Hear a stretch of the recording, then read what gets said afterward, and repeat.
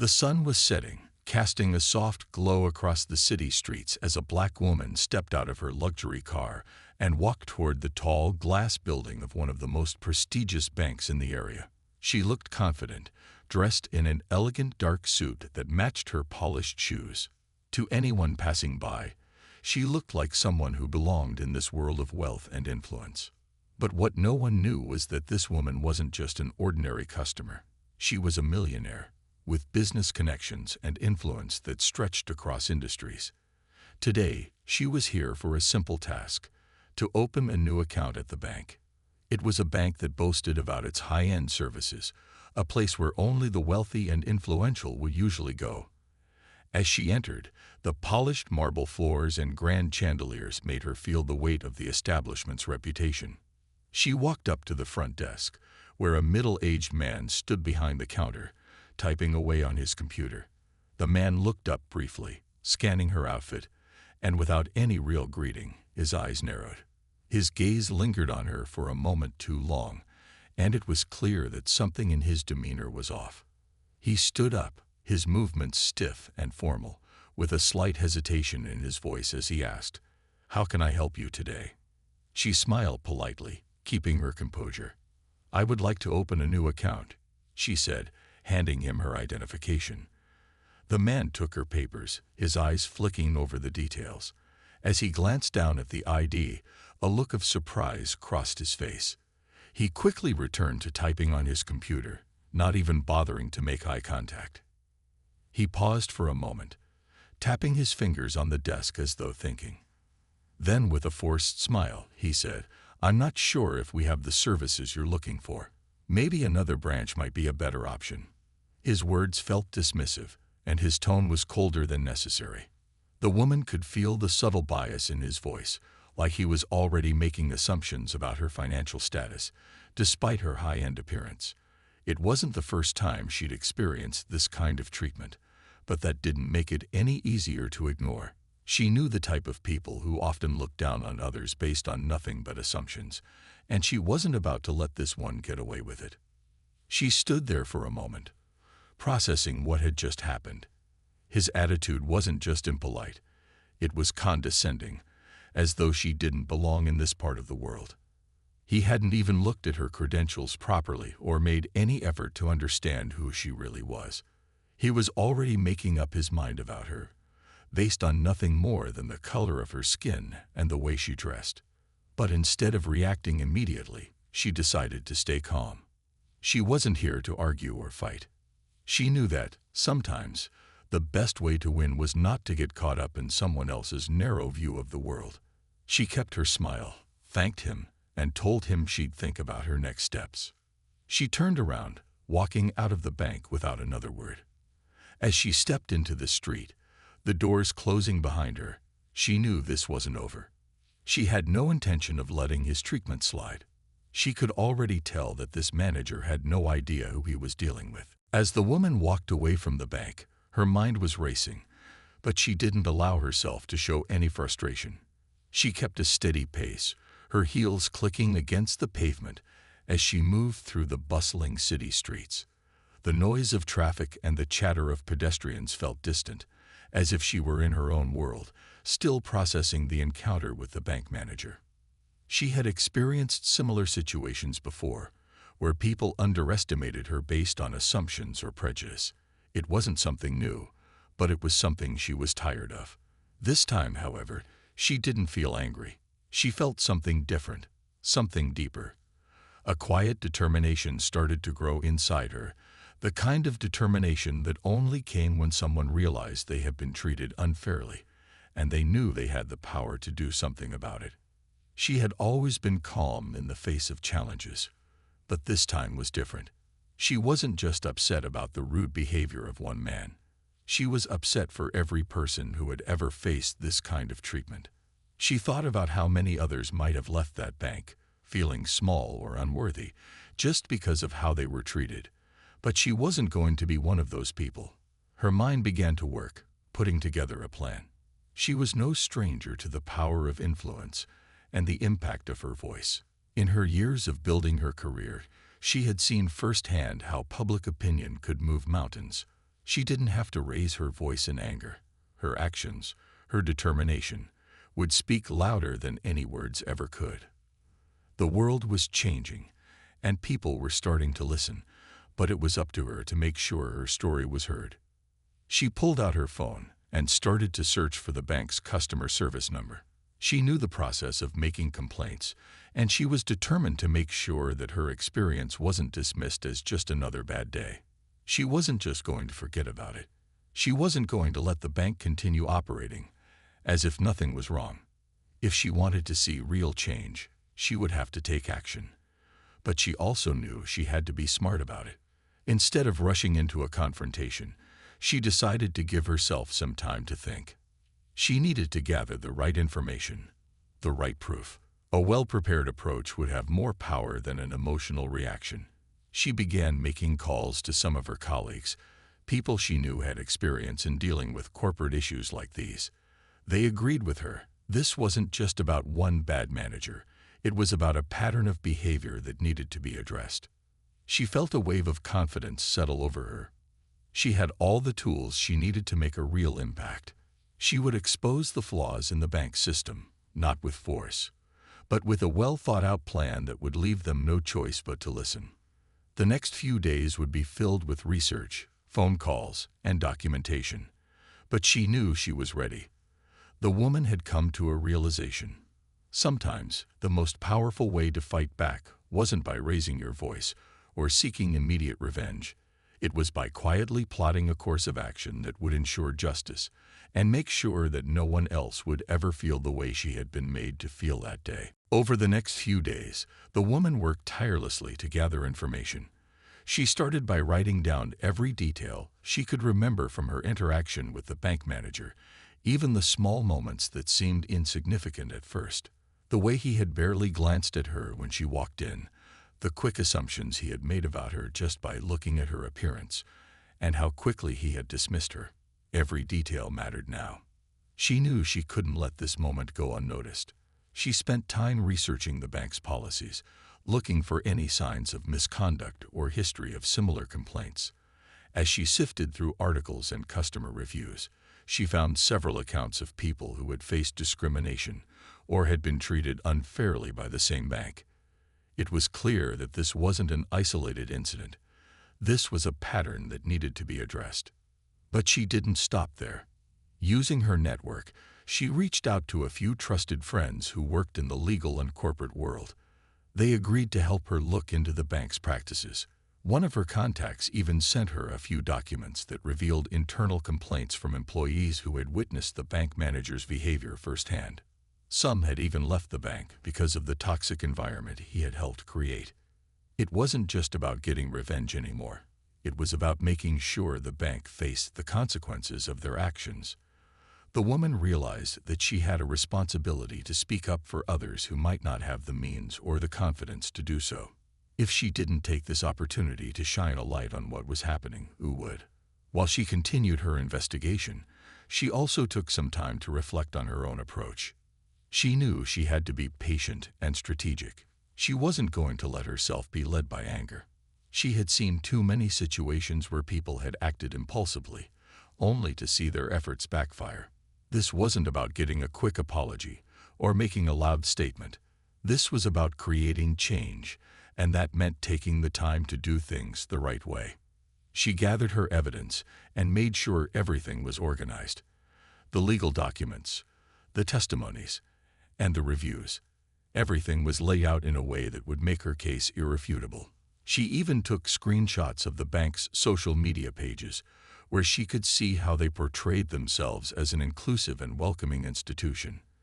The contrast between their public image and their internal practices was striking, and she knew that exposing this would have a huge impact. Once everything was in place, she made a phone call to the corporate office of the bank. She was calm, collected, and confident as she explained the situation, emphasizing that she had proof of the discrimination and the bank manager's behavior. The person on the other end of the line seemed to take her seriously, but she could tell they still didn't fully understand the magnitude of the situation. She knew they were just trying to brush her off, but she wasn't going to let that happen. This was only the beginning. The woman had done her homework, and now it was time to make the next move. She wasn't going to be ignored. She had already started to build the momentum she needed to bring this issue to light, and she wasn't going to stop until the bank took responsibility for their actions. The phone call she had made to the corporate office had left her feeling more determined than ever. The person on the other end of the line had been polite, but their tone was distant and uninterested, almost as if they didn't really believe her or think that the situation was serious. She knew that they had probably heard similar complaints before, but she wasn't like those other people. She wasn't going to back down. She decided it was time to up the ante, to take things a step further. With a calm confidence, she reached out to the media. She had connections with a few journalists who had a history of reporting on issues of social injustice. She knew that if she could get their attention, the story would spread like wildfire. But first, she needed to make sure everything was in order. She had learned over the years that presenting facts in a way that people could understand and relate to was key. She wasn't interested in making noise for the sake of it. She wanted to make a real impact. So, she prepared her story, carefully crafting a message that highlighted the issue in a way that was both personal and powerful. She knew she had to make people understand the emotional toll of discrimination, how it wasn't just a one-time incident, but a cycle that had affected many people for years. She shared her own experience, but she also included the stories of others who had faced similar treatment from the bank. She wanted the journalists to see that this was not just about her, but about everyone who had been marginalized or overlooked. She sent the email with a sense of purpose, knowing that this was the moment that could change everything. Within hours, she received a response. The journalist was interested, and they asked for more details. The woman, now feeling more powerful than ever, sent them all the evidence she had gathered. She attached screenshots of customer complaints, legal documents, and the stories of people who had faced the same kind of treatment. She even included the names of several employees who had witnessed the manager's behavior and were willing to speak up. The story began to gain traction quickly.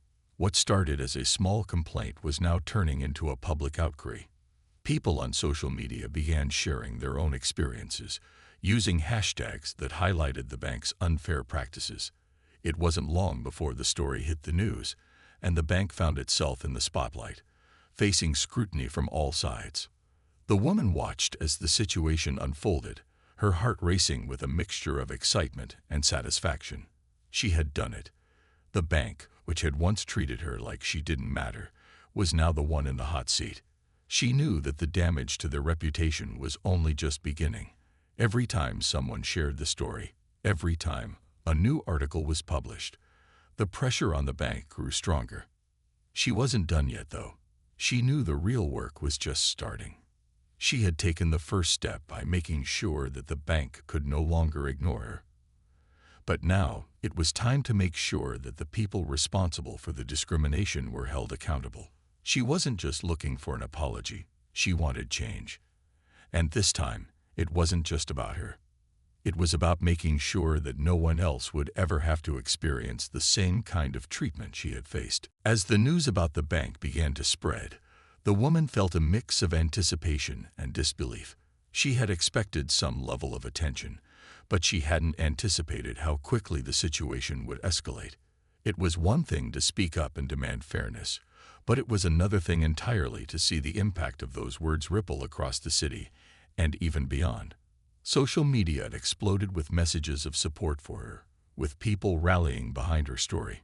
Many shared their own experiences of discrimination and prejudice, not just in banking, but in various aspects of their lives. The woman quickly realized that her personal experience had struck a chord with many others, and the power of their collective voices was undeniable. The hashtag she had started was everywhere. It appeared on posts from people who had been wronged by the system and wanted to share their stories. Journalists reached out to interview her, eager to understand the full story behind the incident. She felt a sense of empowerment she had never known before. This wasn't just about her anymore. It was about a much larger issue, one that was being talked about in boardrooms, on news broadcasts, and across every social media platform. The conversation was shifting. People were finally starting to acknowledge the very real impact of biases in corporate settings. Meanwhile, the bank, once so confident in its status, was beginning to feel the pressure. They had tried to ignore the situation at first, but as more customers began to express their disappointment and anger, the pressure mounted. The corporate office, which had initially been dismissive, was now scrambling to save face. The bank's public relations team was working overtime, issuing statements that fell flat, and promising to review their internal policies. But the damage was done. Words alone couldn't undo the harm that had been caused by the manager's actions or the bank's failure to address these issues before. The woman knew that the apology they would eventually offer would only be part of the story. It was just a cover-up, a way to stop the bleeding. She wasn't interested in a quick fix. She wanted lasting change. Her goal wasn't just to expose one bad employee. It was to expose an entire system that had allowed such behavior to thrive unchecked. The bank's promises to do better didn't mean much unless they followed through with real action. She couldn't just stand by and let them sweep this under the rug. As the situation intensified, she began to receive messages from people who worked at the bank, former and current employees, who had witnessed discrimination in various forms.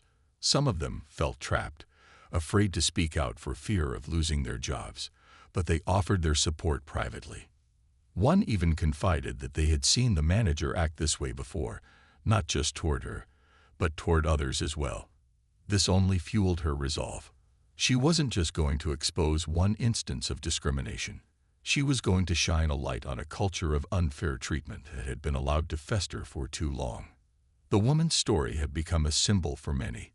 People were no longer talking about just one woman who had been wronged. They were talking about a broken system. With each new story shared, with each new interview she gave, the pressure on the bank grew. They could no longer hide behind their glossy advertisements or empty promises of diversity. This was no longer a local issue. It was a public reckoning that could no longer be ignored. The woman smiled as she watched the events unfold. She had taken a stand, and now the world was watching.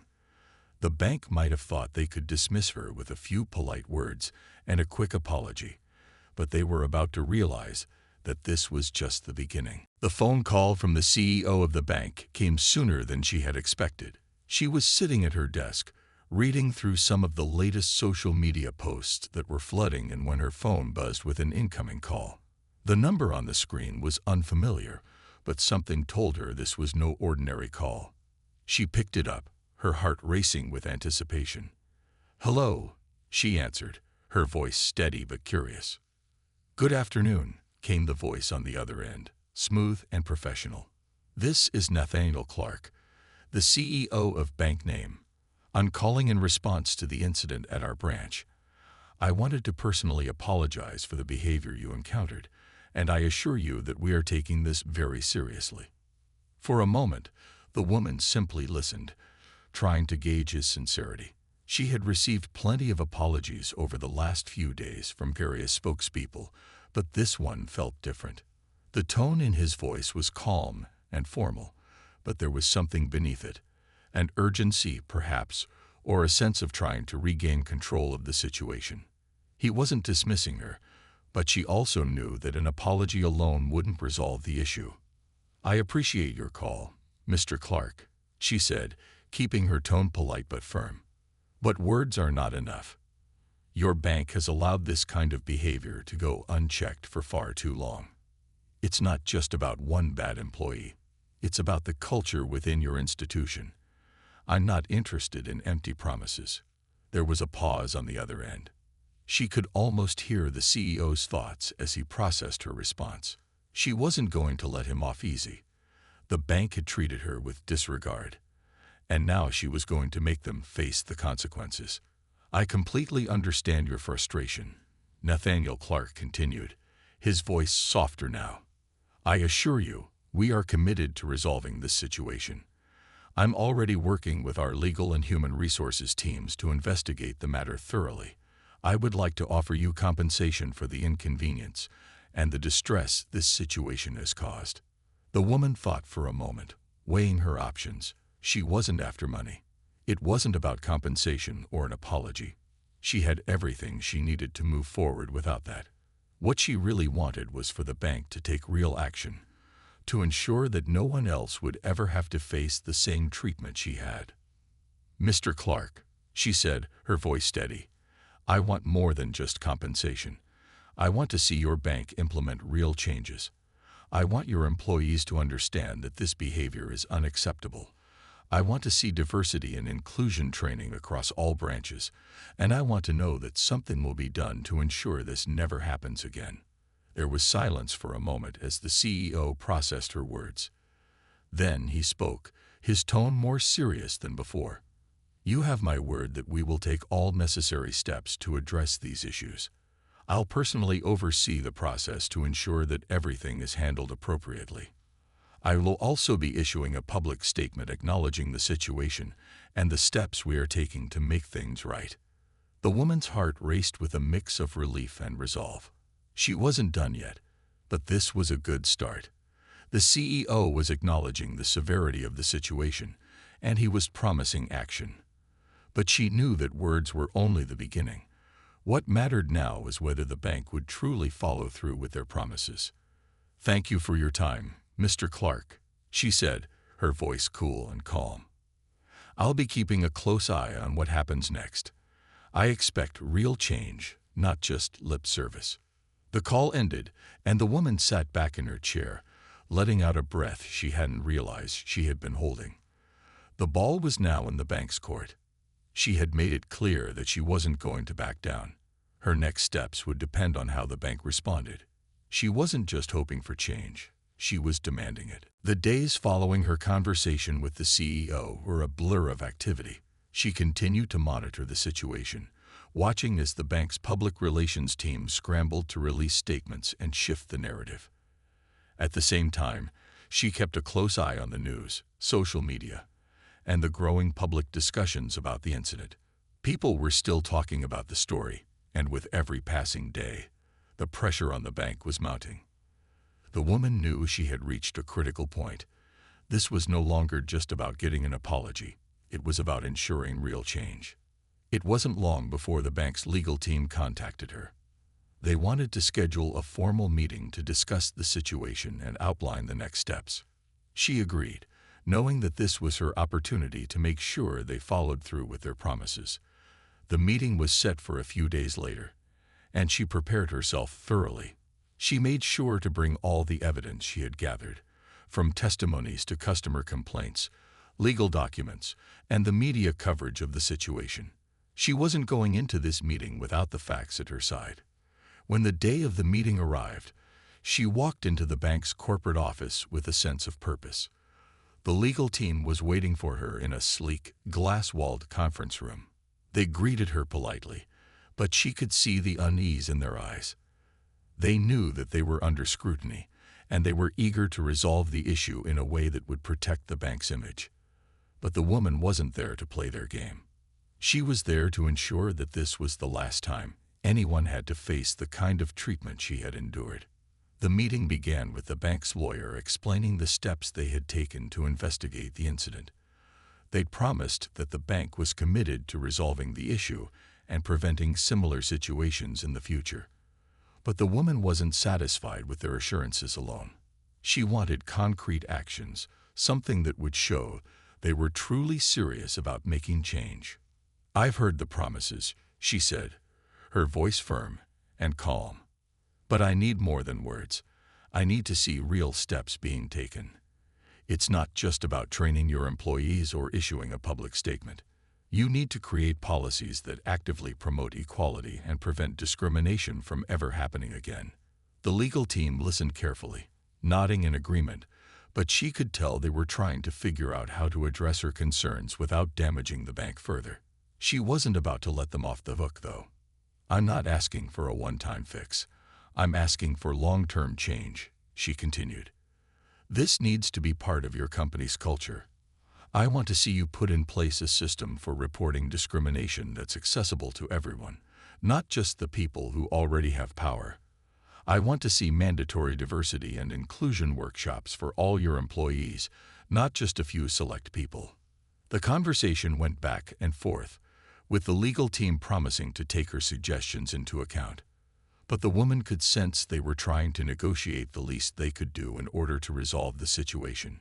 She wasn't fooled. She pressed on, making it clear that she wouldn't settle for anything less than genuine change. At the end of the meeting, they agreed to work on implementing new policies. They promised to create a new reporting system, increase diversity training, and launch an internal audit of their hiring and promotion practices. While the details were still to be worked out, the woman felt a small sense of victory. She knew this wasn't the end of the road, but it was a significant step forward.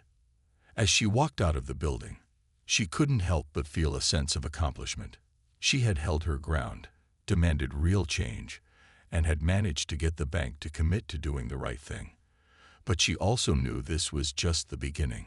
She would continue to watch closely, ensuring that they kept their word. Her work wasn't done yet, but she had already made a lasting impact. The bank had been forced to face the reality of their actions, and now they had no choice but to follow through. A few weeks passed since the meeting, and the woman continued to stay informed, watching closely as the bank slowly began to implement the changes they had promised. The process wasn't as quick as she had hoped, but she knew that lasting change took time. She didn't let her guard down, though. She continued to follow up, making sure that the new policies were being put into place and that the bank was following through with their commitments. Every week, she received updates from their legal team, and she made sure to ask the tough questions. In the meantime, the story of her fight against the bank's discrimination had evolved into something larger. It was no longer just about her experience or the actions of one manager. It had become a symbol for people everywhere who had faced bias or mistreatment. More individuals began to come forward, sharing their own stories of discrimination, not just in the banking industry, but in many other sectors. It was a movement that was slowly gaining momentum, and it all started with her decision to stand up for herself. One afternoon, as she sat in her office reviewing some documents, she received an unexpected phone call. It was from the CEO, Nathaniel Clark. She had assumed that the matter had been settled by now, but she was curious to hear from him again. "Good afternoon. I hope I'm not interrupting." Clark's voice was polite, but there was a certain weight in his tone that caught her attention. "I wanted to personally thank you for your patience during this process. I also wanted to inform you that the bank has decided to launch an initiative in your name, a program dedicated to diversity and inclusion. We plan to create a scholarship fund for young people from underserved communities, and we hope this will make a lasting impact." She was surprised. It wasn't something she had expected, but the sincerity in his voice told her that they were finally understanding the gravity of what had happened. "That sounds like a positive step," she replied. "But it's important that this initiative doesn't just remain a symbol. It needs to be deeply integrated into the bank's practices and values. I appreciate the gesture, but it must be part of a larger cultural shift." The CEO assured her that this was only one piece of a much bigger plan, and they were fully committed to making real and lasting change. As they spoke further, he expressed his gratitude for her role in holding the bank accountable and acknowledged that her courage had sparked an important conversation that would lead to lasting improvements within the institution. Hearing this, the woman felt a sense of accomplishment. It wasn't just about what had been done for her. It was about what had been set in motion for others. The bank was taking steps in the right direction, and that was all she had ever wanted. But she also knew that this wasn't the end. There was still more work to be done, more institutions to hold accountable, and more systems to challenge. In the weeks that followed, the bank began to roll out the changes they had promised. Diversity and inclusion training became a regular part of employee development, and a reporting system for discrimination was finally put in place. The scholarship fund was launched, helping young people who had faced similar struggles to the one she had encountered. It was a proud moment for her, knowing that her actions had paved the way for others to benefit. The woman reflected on how far she had come. What started as a small interaction with one biased employee had turned into a campaign for justice, a fight for equality that had reached far beyond her initial expectations. She had stood her ground, refused to be silenced, and in doing so, she had brought about real change. As she looked out the window at the busy city below, she knew the road ahead was still long. But she also knew that every step she had taken had made a difference. And with that, she smiled to herself, ready for whatever challenge lay ahead.